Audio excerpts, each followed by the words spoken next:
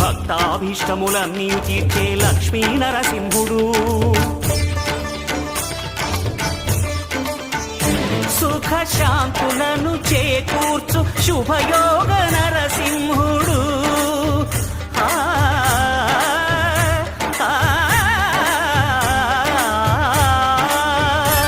సుఖ శాంతులను చేకూర్చు శుభయోగ నరసింహుడు.